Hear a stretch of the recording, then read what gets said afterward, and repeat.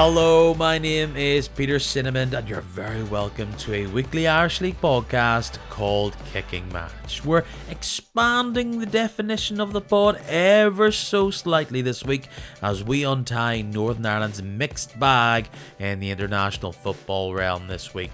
San Marino were slain, but the Finns poured cold water on Michael O'Neill's Windsor Park homecoming. Meanwhile, back in league action, things took a turn in the title race as we all questioned, why did we ever doubt the Blues were somehow not going to make this interesting? Plus, Niffle kicked off the beginning stages of their 5-year strategy by meeting some member clubs. We ponder, what could the higher-ups be doing to help the little league that could grow? A quick non-Irish League / non-podcast note before we get things started. I wanted to say a quick thank you to all those people that popped down and said hello on Saturday night at the Limelight in Belfast. A few of you checked out my boys, the Wood Burning Savages, either by streaming services or at their gig. It was great to chat to you, either in person or online. And yeah, if you haven't checked out that new single, Climb the Ladder, and you have a tendency for the rock sphere of music, then you can go do that once we finish wrapping up things here chatting Irish League football. Yeah, thanks for saying hello if you did. Fun guest this week, another debut. He's a podcaster, a regular contributor to the Northern Ireland national team focused podcast, The Spirit of 2016. It's a cracker, loads of great ones if you want to check out more there. They are a keen Irish League ideas man. Anybody who follows him on Twitter will be well versed in his passion for new and original ideas. Therefore, it is great to give a massive warm welcome to Stewart Cherry. Stewart, I come into this week, we are on the precipice of the split. I can see Section A and Section B in front of me. We've also had a week where there's few games. We've got the Irish Cup coming up. We've had Northern Ireland do their thing. Are you feeling jubilant, subdued? What's your level of excitement going into the next few weeks? Hi, Peter. It's good to be on, and thank you for scraping the barrel to get me on this week. After the international break, I feel slightly deflated. But going into the split, the last 5 games of the Irish Premiership plus the Irish Cup semi-finals, I'm really excited. I think it's one of the most incredible times of the season because there's so few clubs that have nothing to play for. There's battles for first, second, third, 4, 5, 6, and then obviously the relegation battle as well. So no, really genuinely quite excited. And despite Pookie and co damping my mood this weekend, I'm feeling pretty good. A lot to sink our teeth into between now and me saying goodbye. Stu, I don't want to get into hyperbole, but I genuinely believe this. This has been one of the most gripping seasons of Irish League football I have ever seen. There has been huge stories, there's been big time players, there's been mad results, and we've all been transfixed by the top. Now, the magnifying glass is almost being at the bottom because whatever happens, it's going to be a big story. But after this weekend, one of the things for me that's in the back of my head to remind myself is that we may move on, we may change, but something always stays the same. And that is when the going gets tough, 9 times out of 10, Linfield get going. 5-0 against Dungannon. It comes off the back of 2 great results, a thumping of Newry, a big win in the League Cup final. Many of us thought perhaps as we get into some of these tough games, will they be able to come up? And look, the thing that they have not been able to do is consistently get results against the top 6. Thumping Dungannon and thumping Newry isn't exactly thumping a Crusaders or Cliftonville away. But when all of a sudden Linfield fans were throwing their hands up going, season's over, just give it a Larne, I'm not really bothered, I'm just frustrated, I want to rebuild this team. We sit after some of their big players are coming up. McKee's come out of the woodwork as a real star for them in this final stretch. It's a wee bit away, but it's not as far as away as it could have been. Linfield in second, 5 points behind Are Blues fans potentially feeling themselves a bit more with 5 games to go? If they hadn't found their voice, I think, prior to the game against Newry, I think they definitely have now. The significance, I think, of the League Cup final, where it was beating, I think, what, a team in the top six for maybe only the third or fourth time, or top six team, only the third or fourth time this season. I think they beat Glentoran, Coleraine in the league, and was it Cliftonville in the League Cup or the County Antrim Shield, one of the two. But winning the League Cup was such a catalyst, I think, for Linfield. They did it in such a controlled manner, and then to follow that up 0-0 against Larne, keeper pulled them out of it at the end, but absolutely demolished Newry and absolutely demolished Dungannon, and with room and time to bring on a 15-year-old, I think it shows where the confidence is right now. But yeah, their tails must be up. You say McKee, Devine, Cooper, all chipping in with goals, and they've got momentum. We talk about that a lot, Peter. I think within football, and Linfield do have momentum now going into those final 6 games. 2 of them, the first 2 games at home, and then the last 3 away. They go into that, beat Crusaders, beat Glentoran, and suddenly they'll have the wind in their sails. I mean, they've been there, done that season after season. They closed down, was it Crusaders like 4 or 5 years ago when they were like 12 points behind? So they know what they're doing, and they just seem to do it better than anybody every single season. We often think of teams like Glentoran as confidence teams, but really, usually the way Linfield have won these titles has been strong start, deal with the dips, keep consistent, and never feel like they're really having to chase it. It's having the confidence to push on. And perhaps this is what these past few weeks could give them now. You have those results against Coleraine even before the cup final, and they come in where other teams are probably looking to frustrate Linfield and put them out of the rhythm. What we have now is a Linfield in rhythm, and perhaps a confidence that, look, we're behind it, we need to go for it. Maybe they've greased the wheels so that they can now go for it. And when teams are holding back and trying to consolidate, Linfield have the muscle memory to a certain extent of these goals flooding made forward, because that's something that felt as though they were missing. They were missing this belief and the structure to their team where they can play balls out wide, they can build from midfield. Everybody loves to big up their key players like Shields, like Cooper, but I think particularly the past few months, they have not been firing on all cylinders. So yes, I don't want to overhype these results, but going into this split a bit loose, I do think they actually are the team with momentum. It's easy to say that when Larne have a draw, but there was a swagger to them. Dungannon didn't help themselves, let's be fair. We saw last season Devine getting the big goals, players like Stewart coming on and digging them out of a hole at times. Chris McKee seems to be the man right now. After all the striking dilemmas that we've talked about on this podcast over the year, McKee looks like one of the first names on the sheet.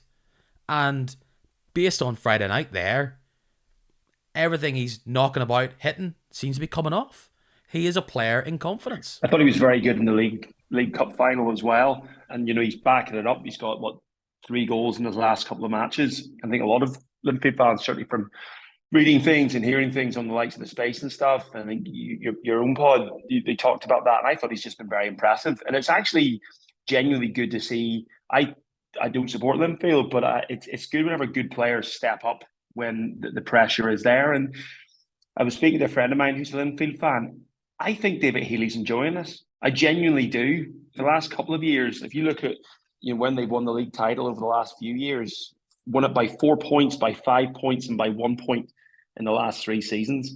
But so many of those years, they are the team in pole position, and it's been the likes of Cliftonville, Coleraine snapping at their heels.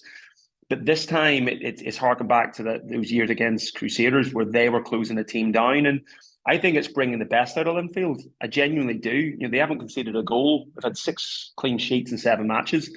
They're scoring goals when Larne aren't. Larne have only got 2 in their last 4. And that includes the Irish Cup game. So, Linfield, they have that swagger. And you would argue that they're 2... Well, Vertainen at least would probably be the first name from a striker on the team sheet. certainly not the first name on the team sheet, but he's been injured. I don't know if he's coming back between now and the end of the season. But this is where Linfield, I think, are really going to be tested. We all know that they haven't performed well against the top six this season, but what we do know is they absolutely bully and demolish the teams in the bottom six, and they have done so for fun over the past couple of weeks. So I actually think this is what's really, really enthralling. You've got a Larne team who've just done so well all season, like so well all season. They haven't, was it January 2nd was their last defeat. And prior to that, I think it was way back in November. This Larne team don't do defeats. They haven't done them, consistently all season, but they aren't scoring. The pressure is all on them. Linfield right now with 5 games, 5 points behind. They really don't have anything to lose, or at least that's probably what David Healy will be telling them. I know exactly what you mean. There's a certain wry smile coming with David Healy right now, where he's had a frustrating season for sure. We all know where that stemmed from, and you have to be a manager in confidence when you're putting out a 15-year-old striker. Braden Graham is the name. He's like 15 and like 100 and something days. Like, this is, low end of 15 here. I saw kind of talk that, this is how big Linfield are. This is the kind of strength and depth they can put out a player like this in this occasion.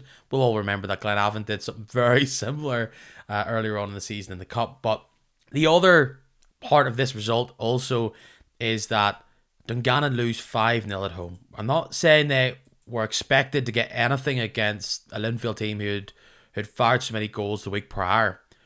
But those 5 goals going against them puts it now where their closest rival at the bottom is Newry, and Newry are looking great when it comes to goal difference against Dungannon Swifts. Could that be the difference that almost puts Dungannon into a situation where they have to have a playoff? But also Portadown, who have really struggled when it comes to conceding goals, most goals conceded, and now from being a fair bit away, it's now just 2. So Portadown aren't striking distance when it comes to goal difference. And we all know at this time of the season, better goal difference, it's pretty much a point. It is a point for all intents and purposes when it gets tight there at the bottom. And then we also go to the top. 7-0, 5-0. Look who's got the best goal difference in the league. Linfield. 45 is their goal difference now. They're sitting there as the top scorers in the league, which just seems mad if you think about it. Only a few weeks ago, the way they've been setting themselves up. So, you talked about the mental battle there. Linfield are only 5 points behind, and all they need is those 5. As the way things are going, because they've got those 6 goals of difference against Larne. One slip, I know it's cliche, but a slip from Larne, and the pressure then just goes straight back on them. I think the big challenge, though, Peter, and what's going to be exciting to see is it's how it happens now in the split with the top 6 teams, and it's how Linfield win all 5 games. Sure, they win the league. You would expect, but can they do that? Can they turn the form around against teams where they have maybe struggled with this season, with the exception of Coleraine? I think 3-4 games they played this season in Coleraine. If you listen to people like Peaky, Coleraine haven't laid a glove on Linfield all season in the 4 matches, no goals. Glens will feel that they owe Linfield. Crusaders seem to always have Linfield's number. And I think Clifton will have come up short against Linfield in recent seasons again when push comes to shove. So it's one of the big games as well as that game against Larne. So it's going to be fascinating. Like, it really, truly is. And as you say, Linfield are 6 goal difference better off than Larne at this stage. So, that is in theory a point, push comes to shove.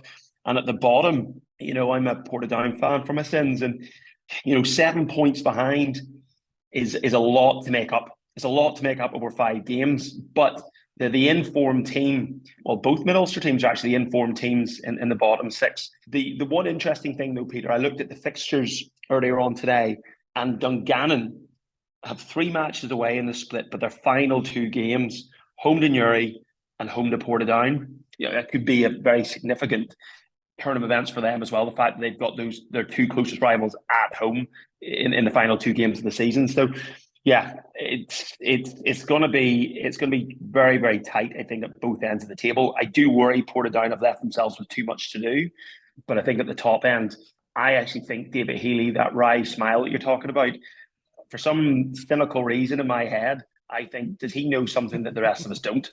Well, first off, it's good to have our first out and proud Portadown fan on the pod.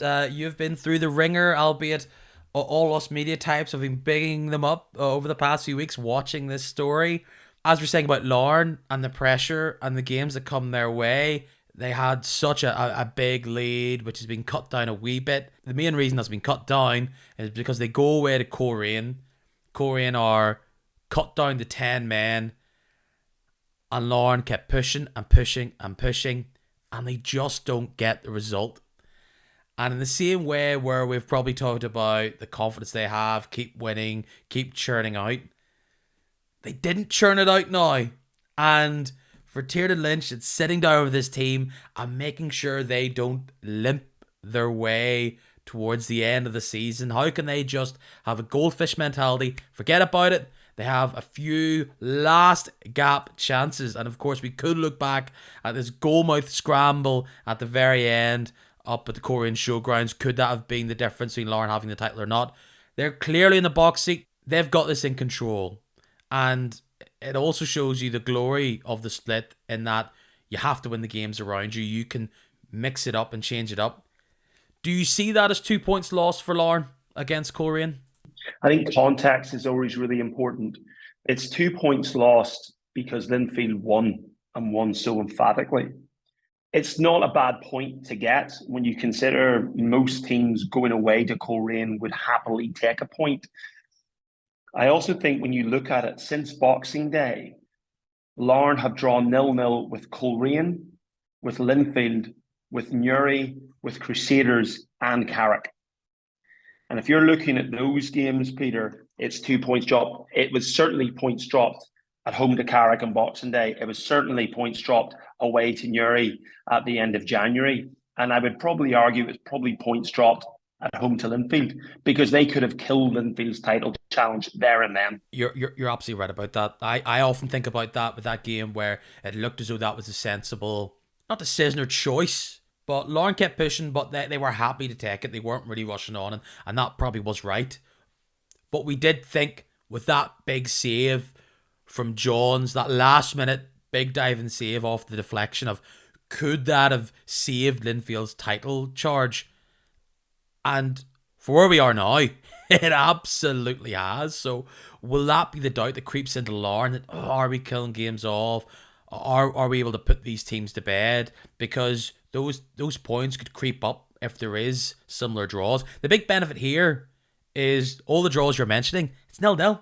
They're a team that is so strong at the back. The cliche is, of course, defense is when you championships. But it's better to be in that position where you're not winning these crazy shootouts, where if you can still keep it tight, then you can nick the goals. And a flip side to that probably is looking at Cliftonville and how they've dropped off, and about how so much of that has been topsy-turvy and the way they've conceded these goals, the way they've been caught on the counter, the way they've had these lapses of concentration and letting teams into it. And they've also been on the wrong side of some teams getting away with it, getting out of danger when 8 times out of 10 you would have put that ball away.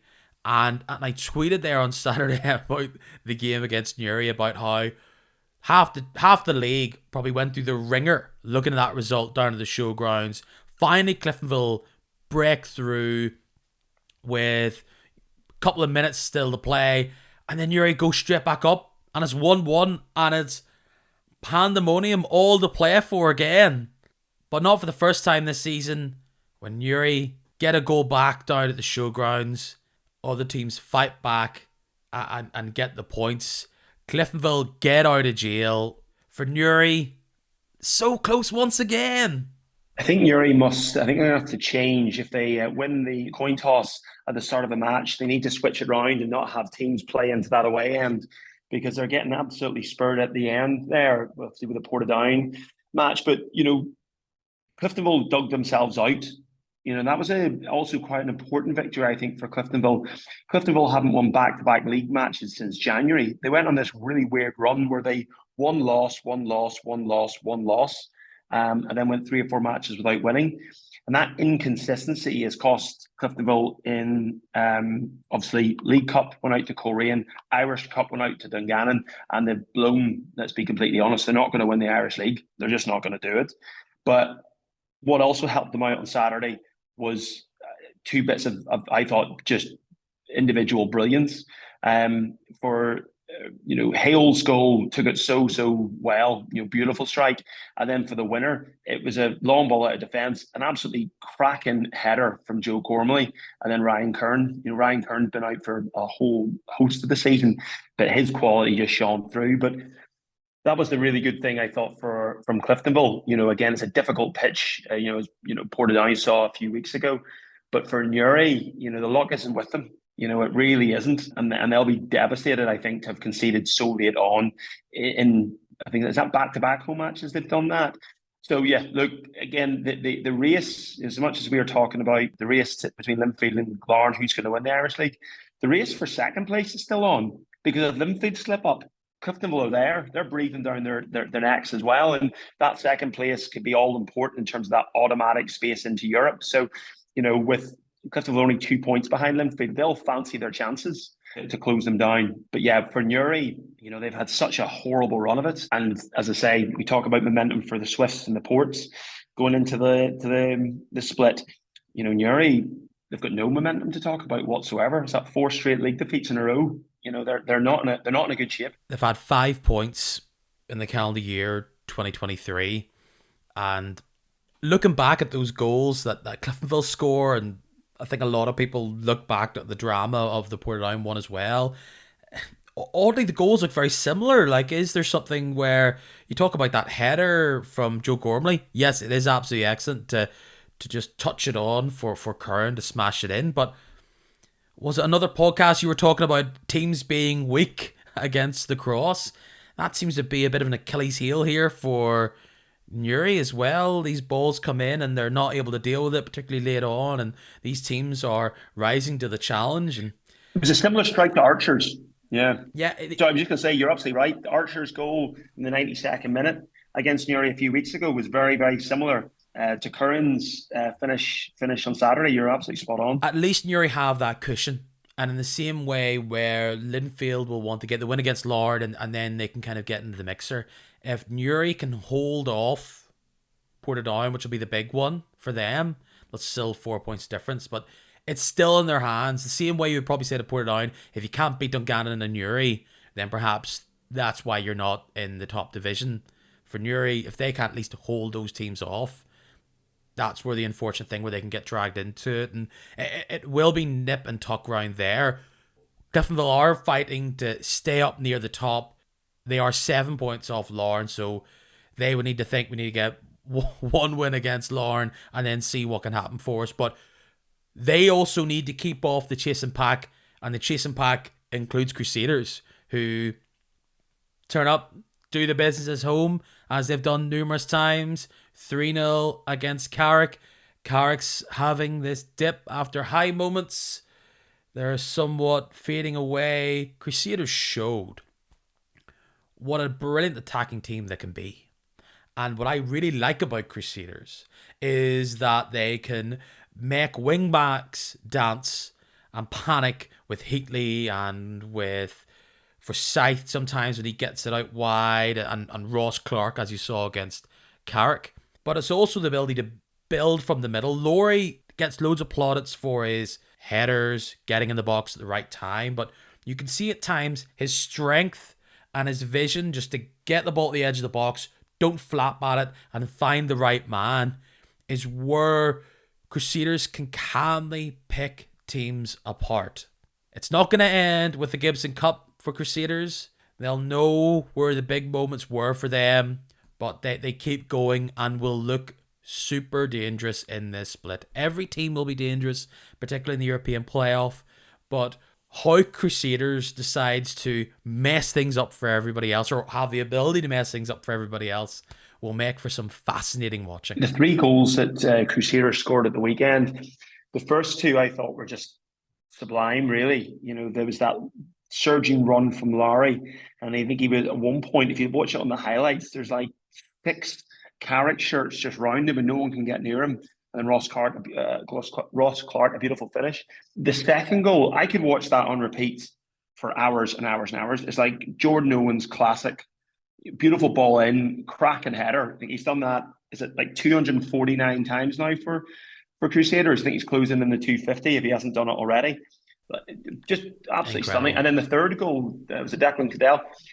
It was an ugly. Yeah. You pick up the other ones. What was wrong with Declan Cadell's goal? He was there. It was sort of route one again. Gets the ball smashed at him by a panicking defender. He reacted from 2 yards out. For a man who was retired, earlier on this season to come back in.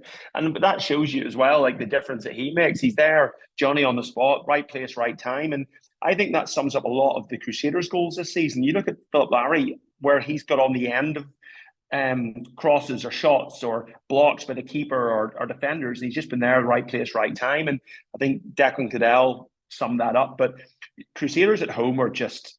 when I was home last Easter and I got to watch... so I went to the Crusaders Linfield game, and funny enough, they did lose that 2-1, but there is something about Crusaders at home this season. Their home record is phenomenal. It's just away from home. It's where they've come unstuck. But yeah, there's something about them I really respect. The fact they keep going season after season. They're thereabouts. They're clearly one of the best teams in the Irish League, and they have a really good opportunity in the Irish Cup semi-finals. And on the back of drawing with Basel, at the start of the season in the Europa Conference League, which was a tremendous result, they've just kept going at home. And Stephen Baxter somehow just does it season after season. And was it the longest serving manager? I think you said a few weeks ago in world football. Apparently, he is the longest serving manager in world football. Although I must say, I feel like that is a stat that someone has said, and we're now all just going, well, somebody else said it. I didn't say it officially, but somebody else said it. And I don't think that they said it officially, but we'll keep saying it until we find out that there's some fella playing or looking after a team in the Estonian second division, and he's been there since 85. So until that person has emerged and has been touted on Twitter, it is currently Mr. Stephen Baxter. And a lot of teams need Europe. I understand that. And we see these full-time teams needed to keep up where they are. But a team like Crusaders, I don't want to put the fear in them, but you look at them looking to get investment in during the summer. And if they were to miss out on European football and the bountiful cash that comes with it, is that a team that would then need to look at how they deal in the transfer window? Would they have to restructure how they set themselves up? Could that then lead to regression? Could that mean 2 seasons? I'm not saying they don't get into Europe, it's all over. But with these big teams like Linfield, Larne, Glentoran will come back again strong. If they don't have that cash and that investment, they could easily start slipping down, potentially. I haven't seen their books. So there is a lot on the line for them between then and the end of the season. Same goes for Cliftonville as well in that category, I think Crusaders were... Money still talks in football. The importance of progress for Irish League clubs in Europe is maybe illustrated the fact that Crusaders did get through. They beat the team from Gibraltar to get through to the next phase. So they've had, maybe 450, 500,000 euro that they'll get through on that, whatever the money is that they get in from UEFA. And that makes such a difference. But you're absolutely right. If Coleraine don't get into Europe, that's 2 seasons in a row that they haven't got into it. Obviously, Cliftonville went a few seasons without getting in. Ballymena United, who had back-to-back European adventures, as did Glenavon, have now been out of Europe for 2 or 3 seasons. And Crusaders are, I think, a perfect example whereby they have to strengthen and perhaps go into the transfer market in the summer anyway. They've got an ageing squad. There's talk of Jordan Owens leaving. They had to bring Declan Cadell. I appreciate it might have been injuries or lack of form, but they had to bring Declan Cadell, who retired last season, back out. So they do have an ageing squad. And I think it is inevitable that they will have to go through another transition period. That's a damn sight more difficult when you're not in Europe than it would be if you have two, three, four, £500,000 that enable you to strengthen, be that from the Irish League or outside it. So yeah, there's a number of those clubs. Really, every club in the top six, quote unquote, needs Europe. But with only 4 spots available, it makes life pretty challenging, especially if Larne will get Europe one shape or other. Linfield, you would think, will get it, although that's not a guarantee. But really, it's now 5, 6 clubs fighting. Linfield, Reds, Crews, Glens, and Coleraine, they're all fighting for Europe. But there's only 3 spots available. And of course, the one thing that Crusaders have is a ticket still remaining in the Irish Cup. So they've got their chance to do it. And you're right about the rebuild. I still think a lot of these players are still going strong. But when some transfers out there for them don't become automatic starters, you can look through the recruitment. That's where it suddenly dips. You then lose a key player like Ben Kennedy. That's when you find it difficult. So they're a team that's never had a absolute gargantuan squad, but there could be issues of slippage, how much they can and how can they progress. Particularly also when you look at Coleraine and teams like that, they have big attendances. I know Crusaders still do relatively, but that's still money coming through that could help them somewhat stay in the mix. I sound like it's all doom and gloom for Crusaders. They're still in every competition, all's going well, and I think they're brilliant. But they will have a big summer ahead. And you know what? The summer can come, Stu. Because I was in Ballymena as I looked out the window and the rain was falling, and I get a message and it says, yeah, that game you're going to, Ballymena against Glenavon, that's off because of the rain.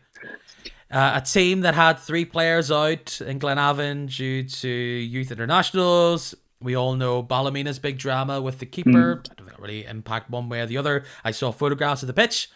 Looked pretty grim. Plastic pitches, all that stuff, that gets talked about a lot. I remember last season there was talk that Ballymena and the council were potentially looking to change that pitch. How many times have we had games called off due to stuff like that, either the cold or either rain? And it just shows you that perhaps the way things are going isn't sustainable and something has to change, because we're in the middle of March and games are getting called off.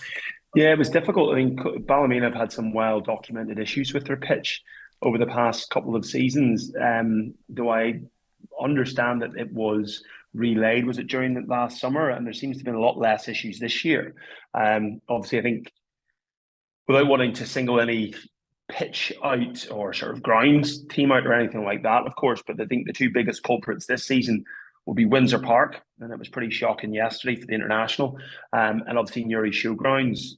But I know Newry are desperate to relay that or replace that with a relayed 3 or 4G pitch. So it is disappointing, but I think, as you alluded to, with United's keeping crisis and with the 3 players unavailable for Glenavon, I know Glenavon were sort of flipping a coin to see whether they would ask the game to be postponed or not. It might, in this instance, have worked out well for both parties. And I don't think either manager is going to be probably losing too much sleep over the fact that the game was postponed. The poll last week was related to Northern Ireland. I know not everybody is perhaps a follower of the Northern Ireland national team, but I did ask, going into these games against San Marino and against Finland at home, how many points would we get? You were confident. 70% said it was going to be 6. It was not to be. 4 would have been lovely, Stu. I feel like after those games, a win against San Marino, away at San Marino, and unfortunate and frustrating 1-0 loss to Finland at Windsor Park, I feel like I might be the low man in this situation, where I thought that they never really got going in San Marino, and that really worried me going into Windsor Park. 3 points isn't a disaster. It does add a bit of difficulty going into the rest of the campaign. I don't know if the other results have helped Northern Ireland particularly either. But for me, but for you, was it a sense of disappointment that you felt, or was perhaps a loss like this to Finland somewhat of a reality check of where this team is? It is definitely sobering because I think with since Michael was reappointed, there's been a real degree of optimism because of what we know he has done for us in the past. I'm speaking to friends and obviously on the Spirit of 16 pod with Andy and the guys. We also are very realistic. The squad that Michael inherited in 2023 is a poor relation or poor in comparison to the squad that he inherited in 2011. There was a real fantastic generation of players that he had, and the reality is, we get to the Euros in 2016, we get to the World Cup playoff in 2018, and we get to the Euro playoff in 2020. That's the phenomenal record in the history of Irish football. There's very few teams that have been able to play as well, over that period of time as those teams did. And I think in many ways, people thought that Michael left at the right time for him because he saw the team was on the decline. And that decline, I think, was evidenced yesterday at Windsor. There was an absolute A for effort. Worked incredibly hard, Thompson and Shea Charles in midfield in particular. But the real problem was quality. There was poor quality of passing, poor quality of set pieces, shocking quality of set pieces. We didn't take the chances that became available to us. Dion Charles, Josh McGuinness in particular. I think some of our top performers, and I'm thinking the likes of Craig Cathcart, who I thought defended well, but his distribution and passing was poor. He was caught out twice. I thought Paddy McNair had probably one of his worst performances in the shirt. I thought Thompson worked hard but didn't produce much. And that was very, very disappointing. And I also think that the frustration I had was in the last 10 or 15 minutes, we really didn't put them under much pressure at all. Overall, though, you are looking for crumbs of comfort. And I felt that we've got a young team. There was only six out of the starting 10 outfield players had under 30 caps. Okay, so that's a lot of inexperience. And that inexperience was exposed. Glenn Kamara ran the show without being necessarily, dictating play every time he got the ball. He did run the show. He bullied some of our players, I felt, in midfield. And it was a good baptism of fire for the likes of a Shea Charles on his 6th or 7th cap. But it was his first, a real good test for him. Conor Bradley, I thought, was excellent. I thought he defended well. I thought he was a real attacking threat, especially in that first half. There were some nice triangles between Shea Charles, Conor Bradley, and Dion Charles. And they, cut open the Finnish defence, and the goalkeeper made a fantastic save in the first half. We looked purposeful at the start of the second half, and I think the period of time when Josh McGuinness came off the bench, that offered something different. He's big, he's strong, he's a good target man, where Washington and Dion Charles are not. The problem we had with Washington and Dion Charles is Ivanov and the other centre defender for Finland, they just won every header. And it was only when Josh McGuinness came on that we got any forms of flick-ons, though it does seem quite a reductive way of playing, just that long ball. But look, they weren't better than us. They took a scrappy chance, and we didn't take our scrappy chances, and that is the difference. And we were punished, but I think it is, without necessarily being a wake-up call, I think it lets us know where we are at, who we have, and where we have to go in order to even remotely think about qualifying. Because as on the Spirit of 16 pod, as we talked about, when we have been successful primarily at home. 2016 undefeated at home, 3 wins and 2 draws. 2018 qualifying, 4 wins, 1 defeat. And then in 2020, 2 wins, a draw, and a defeat. So if that's the 1 defeat that we're allowed in this group at home, okay, but we're going to have to back that up with 4 wins. There is plenty of things to look back and say, aren't they great? Conor Bradley, what a particularly great performance against Finland. What a player he is and will be for Northern Ireland going on. pushing forward, 19 years of age. Shea Charles, another brilliant player, feels like our mini version of Jude Bellingham. This player that has nice stature about them, is able to pick passes as well, lacks a bit of nous currently, and that probably will only come from playing men's senior football. He looks like a real keystone moving forward. Something about this squad, and it's maybe over exaggerated because of the amount of players who we are missing here. It is absolutely bare bones when you think of some of the real experienced players from Evans to Dallas and beyond. But in turn, looking at the squad, it kind of has echoes of the squad Michael O'Neill had before the campaign that got them to the Euros. Like, they could really do with one campaign to season this team, get them playing together, give them a bit of fluidity, and know what's going on. There's something about this, and of course, because it's a brand new manager coming in, of a first few games of a season where you're still a bit rusty, you're not really in full flow, and shape-wise, I know why Michael goes for this. This 3 at the back, 5 at the back, wing backs, 3 in midfield. But it does put, and we can even see it at the lower levels and everything, it does put a lot of pressure on the forward players to run the channels, hold at the ball, bring other players. And at the minute, it's not like those players are particularly our strength. And what we also lacked, and this will hopefully come with the likes of Dallas, if he was maybe to play in the 3, we know Davis will go straight into that 3. It's the composure to sit in the ball and go, right, we're going to hold it here. Or you need to ping that pass out wide to the wing back. Or when you have the ball on the edge of the box, putting in a decent cross. Sometimes they did all the hard work and then just balloon the cross or hit it low on a cross. And you can't undo an experience, can't create experience out of nowhere. And there's great potential in this team. And I don't want to be too down about it. But it's kind of now looking at a garden of crops. It's an allotment that you're looking at, and you're just like, I don't think this has the legs to harvest the kind of yields that we're after. No, Peter, the problem you have though is, and I agree with you. And friend Ben said the same thing. He said, "Oh, look, it's a campaign too early."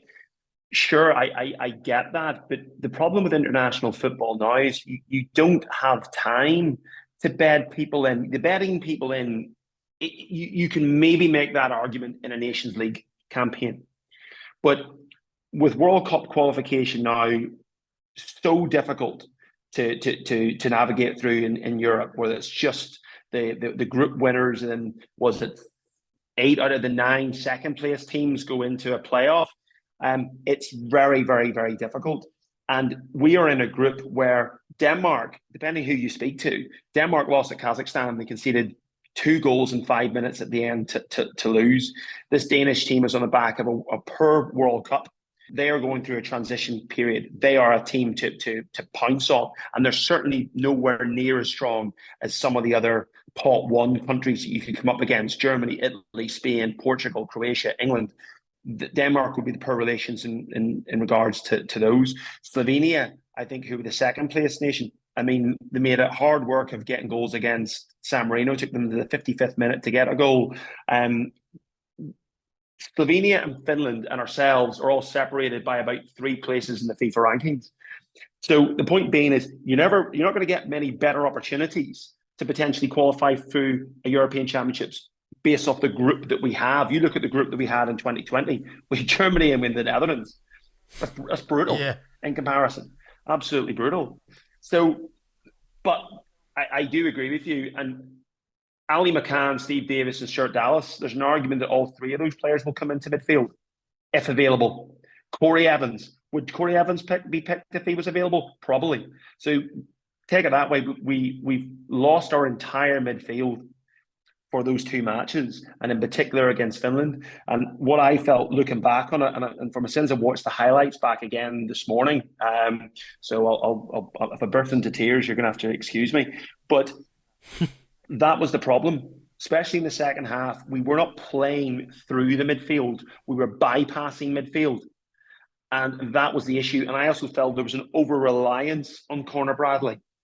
Jamal Lewis, when he got the ball to feet, decent defensively, good positionally.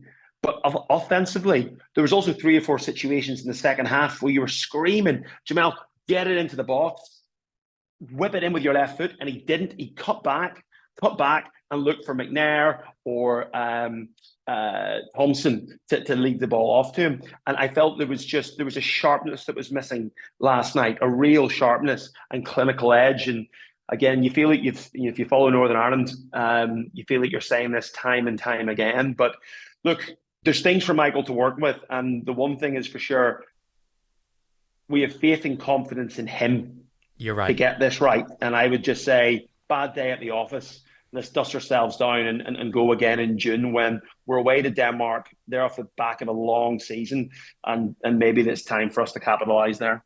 My limited football knowledge in regards to tactics and all the rest, I look at this and this is why I got a wee bit scared with the San Marino game, where you are technically playing the worst team in international football, and we almost didn't have the confidence to just ping it around the box. We didn't have that, and that comes from new manager being concerned, and also they just didn't have, there's no point getting into fifth gear. You had the goal early, let's not wreck yourselves or that type of stuff. So that's where there was a few alarm bells for me. And this is a group where Sunday was likely to happen, or was one of the results. It's you go up against them and you hope the rub of the green goes your way and try and play the averages. And when you play the averages, sometimes you fall on your sword in many ways. And I wonder now, how does Michael O'Neill go into these games going, actually, are we going to see a campaign of half chances for both teams, then we get the final 70 minutes, and then it's a lottery, or it just ends 0-0? And that's where you go, well, you're probably going to win half and then lose half and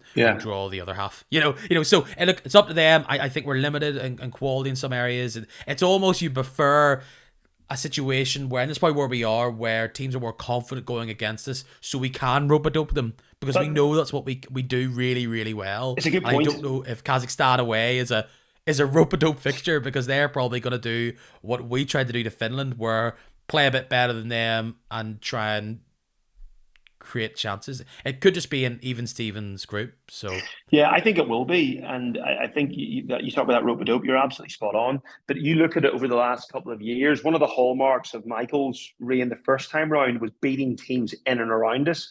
And what I felt over the last 2 years, inclusive of last night, we've lost that a bit. Going away, we didn't beat Bulgaria at home. We lost to them away. We lost twice to Greece.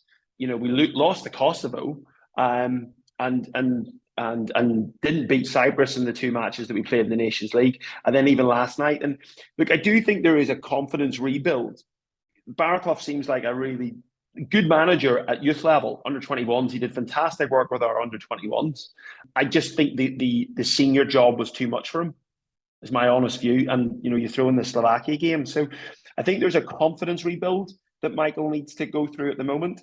I feel that there is a restoring faith in our systems and our structure. I'm glad you're not talking to me too much about tactics, as I don't have an absolute clue. I struggle with tactics on FIFA, let alone in real football. But look, there's not much you can do. It's a game that it was a 50-50 match, in my opinion, whether we're going to win or lose it anyway. But I would have been disappointed at the start of the game with a draw. And as soon as they scored, I would have bitten your hand off for it. I'm going to end on just... I just thought I would mention this. There's no real discussion, there's no real debate, but I just thought it's something that should be referenced, because it's an interesting stat, and that is that, I don't know what it was for the Finland game, but for the San Marino game, was it only 3 players that started the game were Northern Irish born? I don't want to get into any kind of silly politics or whatever. It's because as a Northern Irish fan, I somewhat enjoyed poking fun at the Republic of Ireland for having so many people playing for their team that had Scouser accents. If you have the ability to play for Northern Ireland, happy days. If there is a big book of Championship 6-foot strikers lying about the place that have Belfast Grannies. Let's go through that because that'll be fairly handy. But it's just an interesting changing of the times that we have this unique makeup of the squad. Yeah, no, 100%. And like, I think it is, and again, not wanting to get into the political side of things, it's very disappointing when you think of someone like a Mark Sykes could be playing for us and could have been starting the other night, and he's not. And of course, it would be great. I honestly, right now, I couldn't. I'm conflicted because in one sense you would love a team of people born, in Northern Ireland, Irish-born players playing for us. That would be fantastic. But that's not international football. You look at a couple of countries. You look at the likes of during the World Cup. There's this brilliant stat went round about the where players are born and who they're playing for. Yeah, And you exactly. look Yeah. at countries like of Algeria and Morocco. Algeria, I think they've got 40 odd million people each, and their squads were full of French-born Algerians. And the Moroccan team had players born in France, they had born in Belgium, they'd born in the Netherlands, playing for Morocco. So, in one sense, if it's good enough for them, it's good enough for us. And as I say, I absolutely agree. But if our English born players have the same impact for us as the English, Scottish, and Welsh born players had for the Republic in the late 80s, early 90s, I'll be absolutely delighted.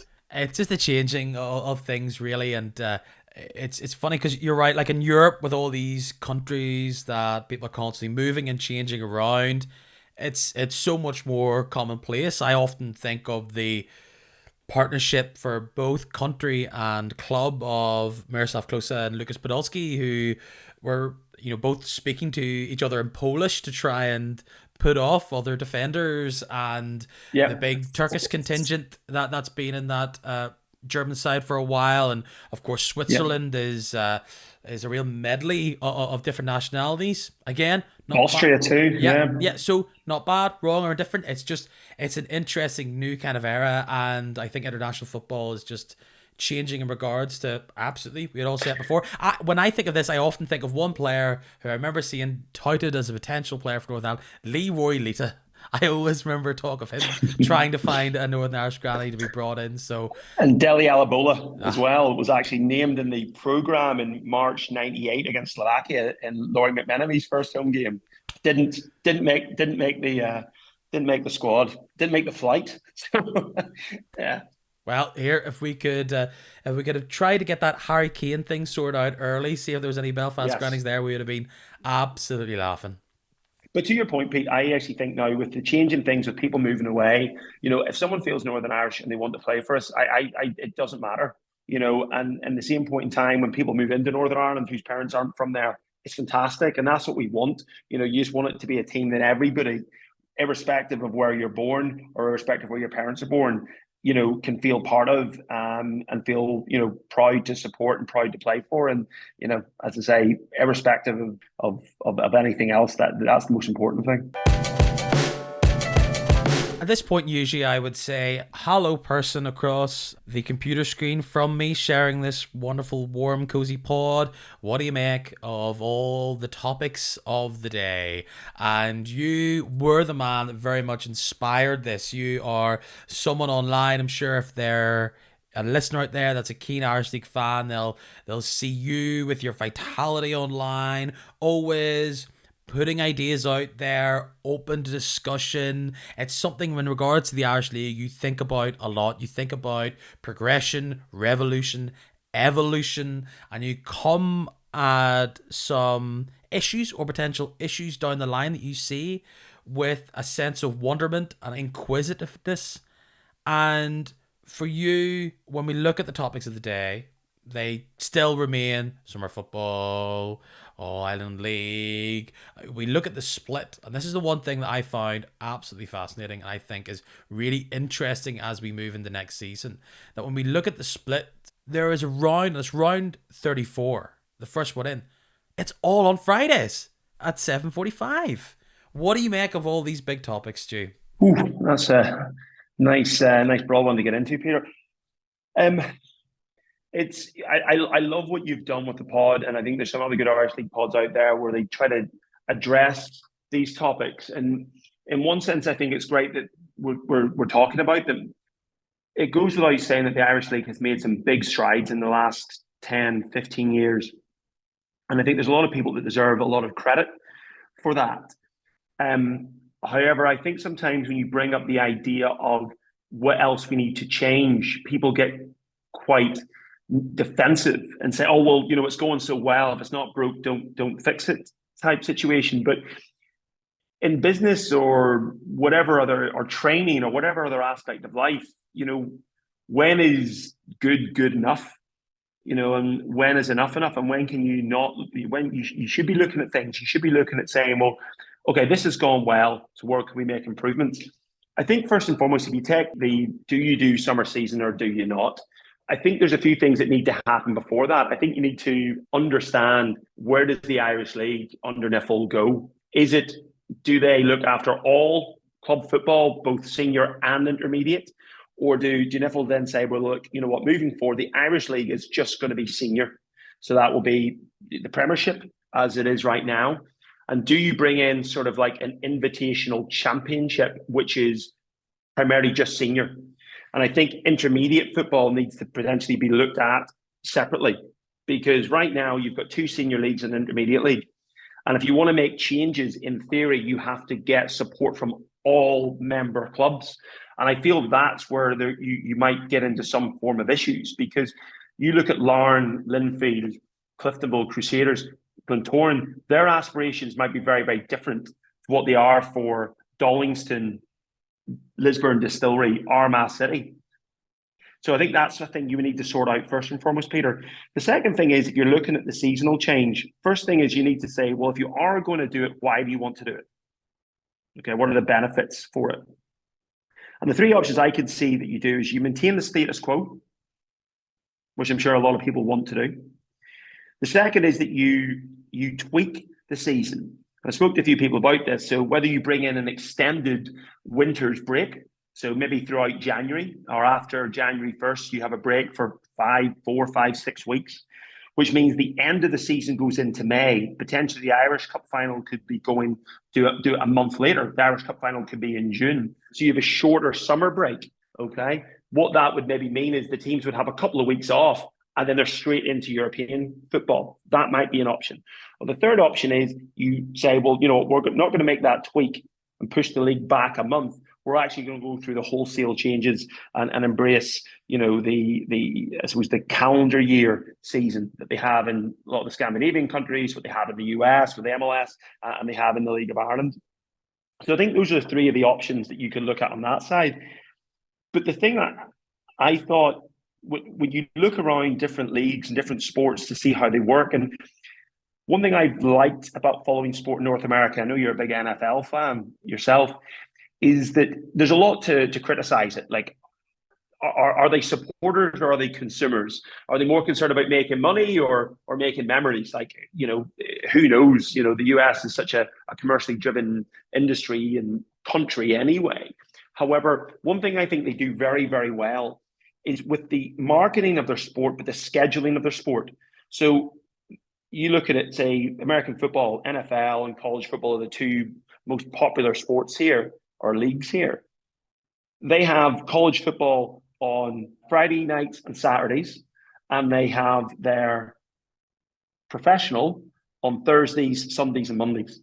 So the two are not competing with one another. And I think that is one of the biggest problems in the Irish League right now. If you look at the Football NI app, last Saturday, there was 220 men matches taking place between either kickoffs at 1, 2, or 3 p.m.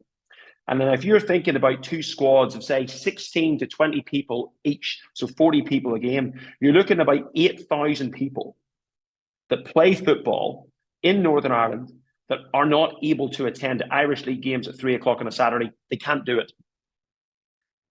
Plus, there's another, I think I counted, it's like nearly 300 youth matches happening in the mornings. Okay, it may be a bit more accessible.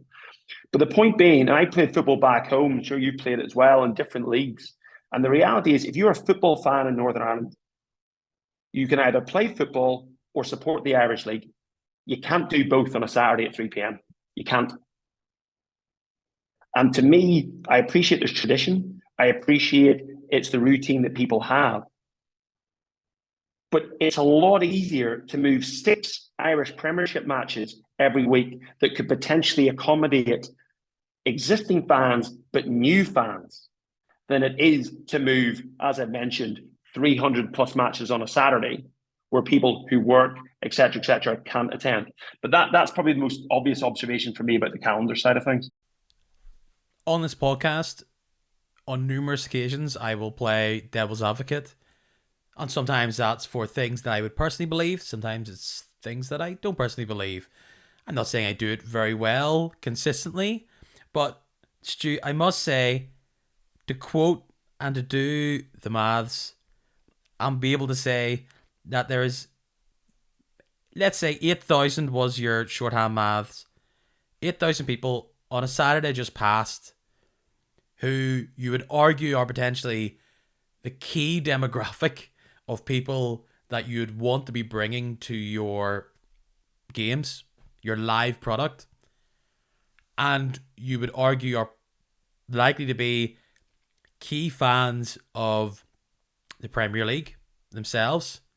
Your rationale is one of the most succinct pieces I've ever heard for not one particular change of the way things currently work in Northern Ireland, scheduling and football wise, but to say this is the problem. This is a cold hard number, an issue. This is a rock in the way of progress and how can it be looked at.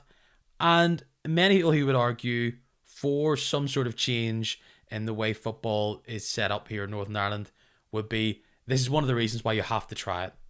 I think you have a lot of clubs now saying, if you were to, based on what's being said in the media, we can all name, particularly the top clubs. I know Niall Curry's a big proponent as well. He said with all those games that Portdown played in the evening in particular, that there is a big push in some sections of the league to change it up, whatever that might mean, when games are played. That might be a Friday, Saturday evening, open it up to Sunday, and there's a wide berth on where people want it to actually be positioned on the graph. A question I would say, because this discussion keeps coming up, and it's probably a question that you would be putting to this NIFL strategy planning group that was launched, I can see, last week with member clubs, part of the new NIFL 5-year strategy. How do we answer this question and when? I'm not saying the Irish League needs to go through some sort of referendum style debate, but if there's people saying we should change it in X amount of ways, is this just going to be something that I talk in this podcast for 4 years? Yes. And there's no, because if the answer is no, then we know. But I don't think. But if the answer is maybe or yes, how do you get to that? That I know people who are so adamantly for summer football, or they're for All Ireland League, and I often think, well, how can these people who are really keen Irish League fans get their answer one way or the other? Well, the thing is, Peter, like I actually personally, from speaking to various people, coaches and different people who are involved in clubs, and it's not, we don't have the time to do it now. I'm sure you've got things to get on with, but I personally think football in Northern Ireland needs a bit of an overhaul and it needs a restructure. You know, when you look at it, I understand in the Irish FA Council, the Irish League clubs are less represented than the County Antrim FA, or they're less represented by the Amateur League. And so their voice is minimised. The Irish FA Council is more dominated by junior, intermediate and amateur clubs. And the reality is that's fantastic because they are what you would call the participants. But if you're looking at where we're going to have progress and where we're going to have performance, it's going to be on the Irish League, and the Premiership, Championship, and the senior intermediate leagues. I think looking at it on the surface, the Irish League needs investment. It needs investment. Cliftonville haven't been able to increase their home attendance in like 5 or 6 years because they don't have the facilities to do it. They cannot grow. They are actually, if anything, their attendances could go down because their main stand is condemned. They can't use the top tier of it. So that's a club that's been absolutely thwarted in their ability to progress. Newry Showgrounds, you look at the pitch the other day, apparently there's no three. There's a limit of 3 and 4G playing services in the whole of South Down.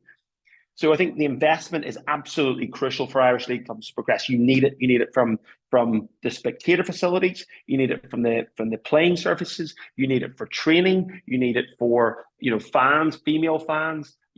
There's the toilet facilities in some grounds like Oval and stuff. They're just not fit for purpose. And the other part is I think you need to look at youth football. It's very unregulated, very unstructured.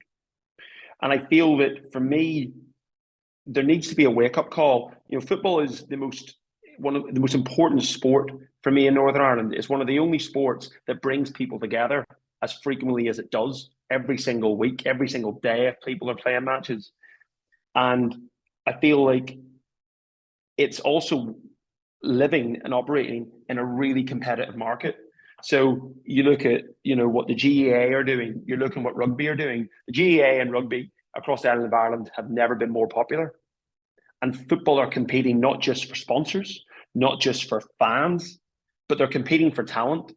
And I feel that there was 22 players this season that played for clubs in England and Scotland that are ex-Irish League, and that's amazing. And you look at where clubs and from similar sized countries or countries not too much bigger than us, say Denmark's 5 million people. You look at places like Slovenia, 2 million people. They are both export leagues and development leagues. They develop really good youth players and then sell them on for profit elsewhere. And that's what one of the things the Irish League should look to do. So look, there's been big strides in terms of the professionalism. There's been big strides in terms of the conditioning. And there's been big strides for me in the outlook of what the league is doing. You look at the deal they have with the BBC. It's fantastic. 50 odd games a season that are being screened. They've got different broadcasting partnerships with the likes of Sky. They've got a few 11 Sport as well for international stuff. But I do think they need to understand that they are in a competitive market. And the other thing, one of the reasons I personally would be in favour more of a summer league is you're also competing against the Premier League and leagues in Scotland. Like every single week, hundreds and thousands of fans are leaving from Belfast Airport, Derry, the ports in Larne to go watch clubs in England and Scotland. Now, you're not going to change that overnight, but if there's 3 or 4 months of the season that you are playing that those leagues are not, that's an opportunity. You play games on Friday night when those leagues are not playing, that's an opportunity. But I just think what NIFL need to do and what the IFA need to do is get around the Irish League, promote the Irish League as much as they can, make people realise that the Irish League is the pinnacle of football in Northern Ireland. It's our national league, and it's quality. There's quality players playing week in, week out, and I feel for so long it's been given a disservice. Linfield were 30 seconds away qualifying from the group stages. 30 seconds. Progress is happening. And I just think they need the investment. And I think to a degree, the courage to make the changes that will enable the league not just to continue to evolve over the next 10, 20 years, but really improve and give us all a product that we're just, as passionate about in 20 years as we are now. Well, that is an impassioned plea for reform. Really interesting stuff. And it says to me, Stu, as I look ahead to my rather empty summer schedule, that perhaps we will talk about this and other topics again in the future. Before you scoot and skedaddle, first off, good luck with your Twitter mentions this week with all that stuff. I will quickly look ahead to the games that are happening this weekend. We have 2 games in the Cup. Larne against Ballymena, Dungannon against Crusaders.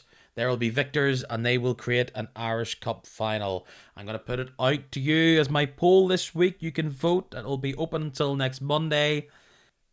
Who do you think's going to win the Irish Cup out of those 4? It looks likely to be a Larne Crusaders final. Is that the way you see it? Because Dungannon have been able to shock teams, been able to pull it out. I think we need an occasion. Listen, it's on merit, and Dungannon has done absolutely brilliantly, as a Ballymena United.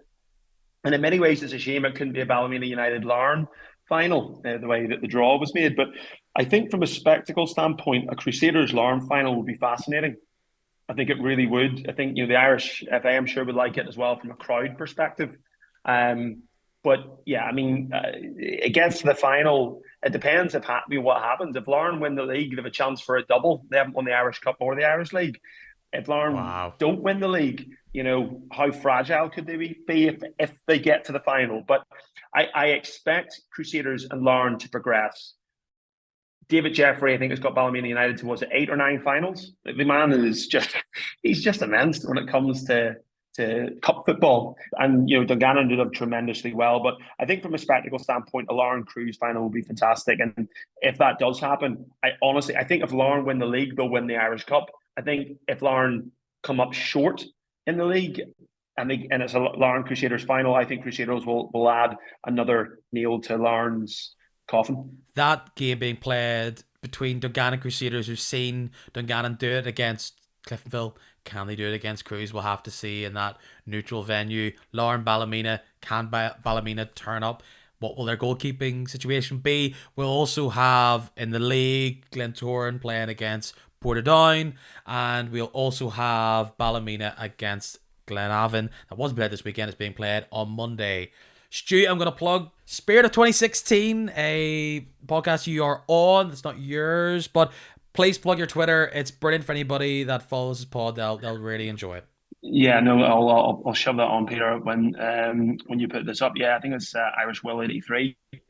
But yeah, Andy and the guys on the Spirit of 16. Yeah, it's great. Just it's primarily just the Northern Ireland national team, but a few of us try to sneak some Irish League chat on there as well. But yeah, thanks for having me, and I have to say, congratulations with the pod yourself. It's been brilliant this season. I look forward to seeing you continue to grow it and develop it further.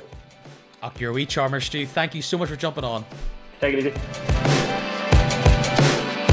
There we go. That's it done. All over for another week. Thank you very much for tuning in once again. I appreciate it very, very much. If you want to hear more, well, there's loads of other episodes on whatever way you're listening to this. You can find all the other episodes, or you can follow me on social media. It's at Kicking Match on Instagram, Facebook, and Twitter. You can also go hands-free if you so desire. You can listen to it in whatever room you decide. Irish smart speaker. You can just go, "Hey, smart speaker, please play Kicking Match, an Irish League podcast," which reminds me, I need to do it right now because I really want to know how my smart speaker tries to pronounce last week's title. Hopefully they'll be able to nail this one this week without much trouble. Until next time, I will see you in some form online or via here. Go vote in the poll if you want. Cheerio.